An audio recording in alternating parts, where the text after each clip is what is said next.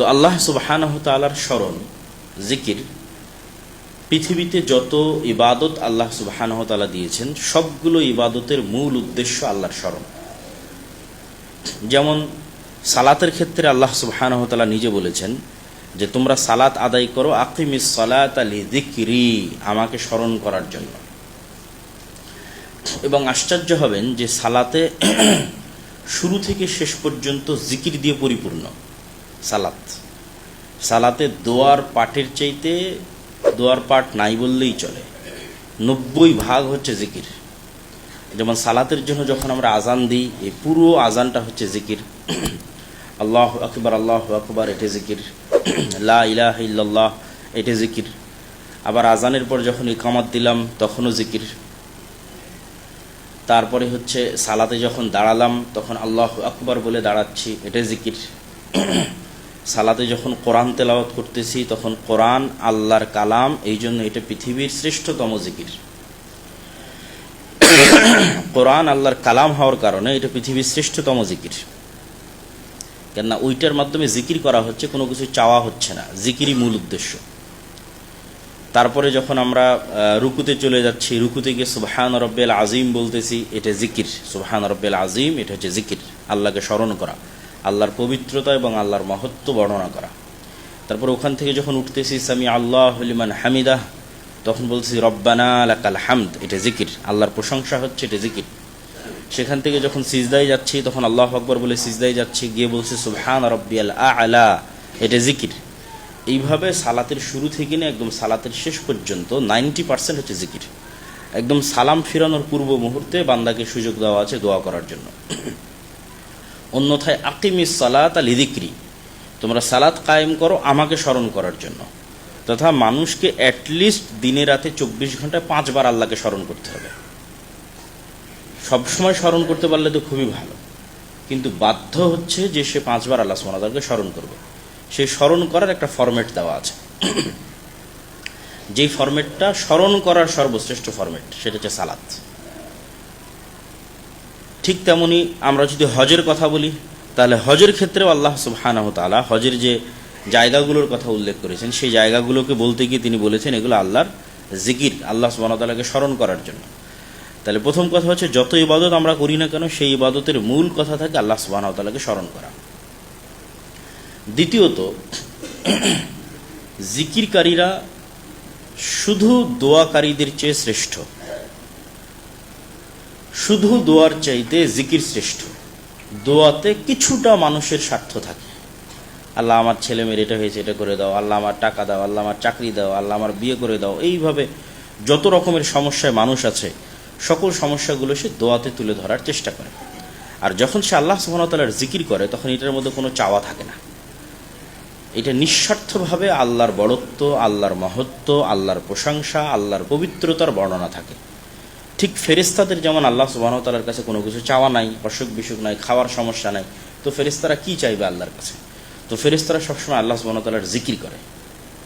যেহেতু চাওয়ার কোনো প্রয়োজন নাই, সেহেতু ফেরেশতাদের স্বভাব এবং ফেরেশতাদের গতি হচ্ছে জিকির করা। ঠিক আসমান জমিন এবং তার মধ্যে যা কিছু আছে, জীব জন্তু, জড় বস্তু, জড় পদার্থ, ইউসাব্বিহু লিল্লাহি মা ফিস সামাওয়াতি ওয়া মা ফিল আরজ, আমার এই জামা, এই মোবাইল, এই ফোন, এই টেবিল, এই কাঠ, এই বিল্ডিং, ফ্যান, লাইট, ধূলিকণা বালিকণা যা আসমান এবং জমিনে আছে, এরা আল্লাহ সুবহানাহু ওয়া তাআলার কাছে দোয়া তেমন করে না, জিকির করে, আল্লাহ সুবহানাহু ওয়া তাআলার তাসবিহ পাঠ করে। তাহলে ফেরেশতাদের ইবাদত জিকির, সকল সৃষ্টি জীবের ইবাদত জিকির। এই জন্য মানুষ যখন জিকির করবে, তথা কোনো জিকিরকারী বান্দা যদি আল্লাহ সুবহানাহু ওয়া তাআলার জিকির করে, তাহলে একজন দোয়াকারী বান্দা দোয়া করে আল্লাহর কাছে যা চেয়েছে, আল্লাহ জিকিরকারীকে তার চেয়ে বেশি দিয়ে দেন। এগুলোর বিস্তারিত দলিল কোরআনের আয়াত এবং হাদিস থেকে আমরা তুলে ধরবো ইনশাআল্লাহ।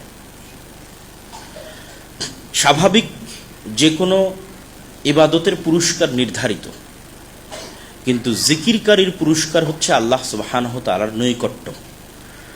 যেমন ফেরাউন যখন ওই জাদুকর, যে সমস্ত জাদুকরেরা সিজদা করলো আল্লাহর জন্য এবং সিজদা করে তারা মুসলমান হয়ে গেল, মুসা এবং হারুনের রবের উপর ঈমান আনয়ন করলো, তখন ফেরাউন তাদেরকে প্রস্তাব দিয়েছিল যে তোমরা যদি মুসা এবং হারুনের রবকে অস্বীকার করো, তাহলে তোমাদেরকে শুধু পুরস্কৃত করা হবে না, তোমাদেরকে শুধু মন্ত্রী পরিষদে জায়গা দেওয়া হবে না, বরং আমার নিকটে স্থান দেওয়া হবে। নৈকট্য, স্পেশাল ক্লোজ সার্কেলের মধ্যে তোমাকে অন্তর্ভুক্ত করা হবে। তো স্পেশাল ক্লোজ সার্কেলের একটা গুরুত্ব আছে, যেটা ফেরাউনের ওই কথা থেকে স্পষ্ট হয়, এবং আমরাও আমাদের বাস্তব জীবনে দেখি যে দেখা যাচ্ছে একটা সরকার যখন সরকার গঠন করে তখন ওসি, ডিসি, এসপি, মন্ত্রী, সচিবালয় অসংখ্য অনেকে দায়িত্ব থাকে, কিন্তু সবাই প্রধানমন্ত্রীর ক্লোজ সার্কেলের অন্তর্ভুক্ত হয় না। তার বিশেষ স্পেশাল ক্লোজ সার্কেলের লোকজন, তার খুব কাছের লোকজন খুব কমই থাকে।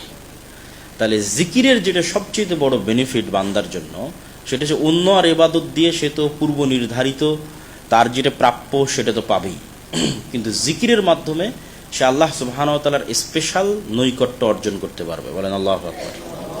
এগুলো সবগুলোর দলিল আমরা তুলে ধরবো ইনশাআল্লাহ কোরআন থেকে এবং হাদিস থেকে।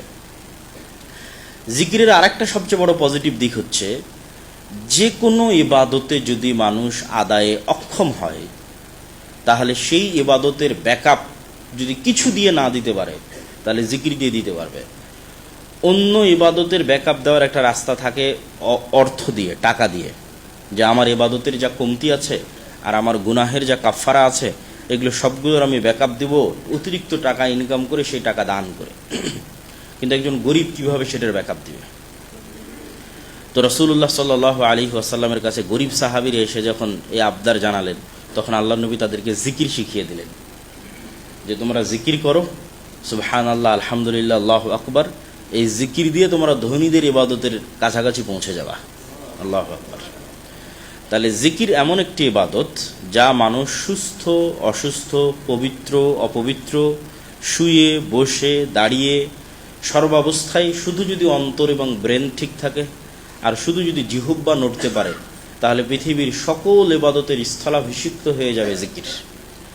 মানুষকে সবচেয়ে সহজ মানুষের জন্য করা, অন্য সকল ইবাদতের কমতির যে ব্যাকআপ সেটি তৈরি করার জন্য, যেটা সে বিভিন্ন কারণে আদায় করতে পারছে না। যেমন একজন অসুস্থ ব্যক্তি হজ করতে পারছে না, কি দিয়ে সে হজের নেকি অর্জন করবে? অতিরিক্ত আল্লাহ সুবহানাহু ওয়া তাআলার জিকির দিয়ে সে একজন হাজির হজের সমপরিমাণ নেকি অর্জন করে ফেলতে পারে। কেননা জিকির করতে তো আর টাকা লাগবে না। ঠিক তেমন ধনী ব্যক্তি দান করবে, তো ধনী ব্যক্তির দানের সমান নেকি একজন গরিব মানুষ কিভাবে অর্জন করবে? জিকির দিয়ে অর্জন করবে।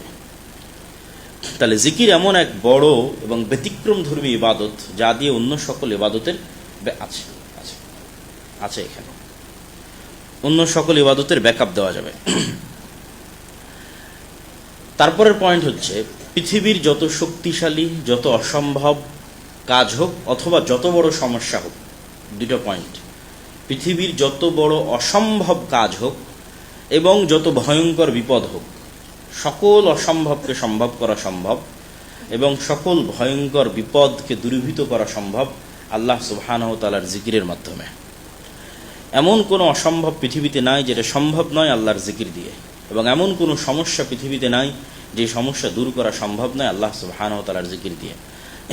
এবং এগুলোরও আমরা দলিল ধীরে ধীরে তুলে ধরবো ইনশাআল্লাহ।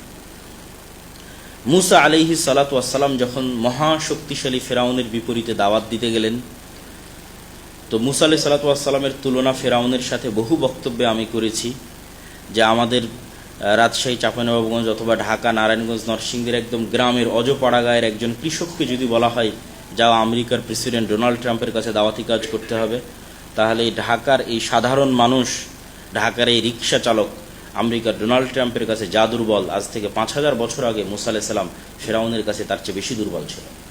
কেননা মুসা আলাইহিস সালামকে যখন ফেরাউনের দরবারে যেতে বলা হয়েছে, তখন উনি ফেরাউনের দরবারে ফাঁসির মৃত্যুদণ্ডপ্রাপ্ত আসামি।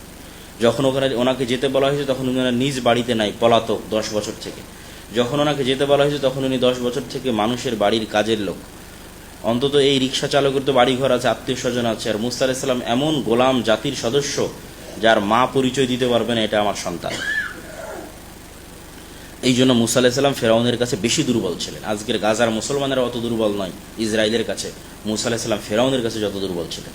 তো মুসা আলাইহিস সালাম কি দিয়ে ফেরাউনের বিরুদ্ধে জয়লাভ করবে? আল্লাহ বলছে, ওয়ালা তানিয়া ফি জিকরি, যাও ফেরাউনের কাছে যাও, কিন্তু আমার জিকির সবসময় অব্যাহত থাকবে। কোরআনের আদেশ। আল্লাহ সুবহানাহু ওয়া তাআলা মুসা আলাইহিস সালামকে বলছে, তুমি যাও ফিরআউনের কাছে, কিন্তু তুমি সদা সর্বদা আমার জিকিরে ব্যস্ত থাকবে, আমাকে স্মরণ করবে। কেন আল্লাহর ক্ষমতা এবং আল্লাহর সাহায্য এবং আল্লাহর গায়েবী মদদ ছাড়া ফিরআউনের মতো এত শক্তিশালী শাসককে পরাজিত করা মুসা আলাইহিস সালামের পক্ষে দুনিয়াবি লজিকে সম্ভব নয়।